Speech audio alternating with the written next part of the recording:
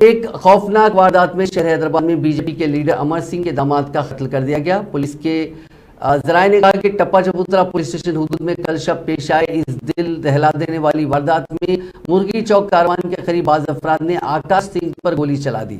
जाहिर से पता चला कि उनको करीब से गोली मार दी गई। इस वारदात की इत्तला के साथ ही पुलिस ने चौकसी का मुजाहरा किया और जाए वाक़े पर पहुंचकर जांच शुरू कर दी।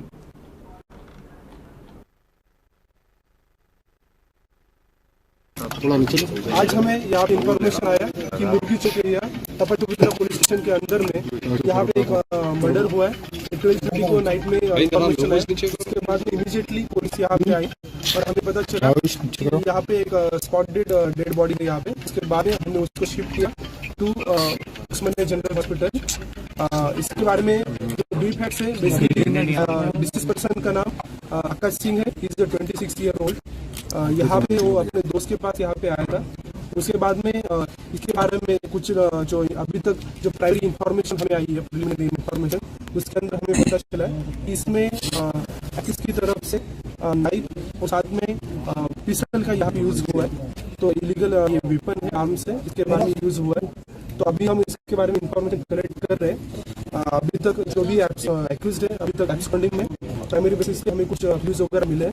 साथ में यहाँ पे फॉरेंसिक टीम और पुलिस टीम को यहाँ पे बुलाया गया है। उनके बारे में जो भी यहाँ पे शॉट्स वगैरह हुए, एंट्री और एग्जिट पॉइंट, जिस तरह का मर्डर सीन है, उसके बारे में क्लूज हम यहाँ पे कलेक्ट कर रहे हैं। तो अभी तक जो आर्म्स की वजह से जो भी यहाँ पे शॉट्स फायर किए, इसमें मल्टीपल शॉट्स है, एग्जैक्ट कितने शॉट्स है इसके बाद में हमें अभी तक आफ्टर क्लूज टीम का प्रॉपर्ली एनालिसिस होने के बाद और साथ में हॉस्पिटल में PME रिपोर्ट आने के बाद वहाँ पे एग्जामिनेशन करने के बाद हमें पता चलेगा कि कितने एंट्री और कितने एग्जिट पॉइंट है, उसके साथ में कितने शॉट्स यहाँ पे फायर किए, उसके बारे में भी इंफॉर्मेशन जल्द से जल्द आएगा। सर वो गन जो था लाइसेंस है सर? अभी तक इसके बारे में कोई लाइसेंस गन से किया ऐसा नहीं लगा है, लेकिन फिर भी हम सभी डायरेक्शन में इसके बारे में कितने राउंड फायर करे सर? अभी फॉरेंसिक की जो आई है यहाँ पे पुलिस टीम और साथ में जो PME रिपोर्ट है, उसके बाद में ही वो क्लियरली बता सकते हैं।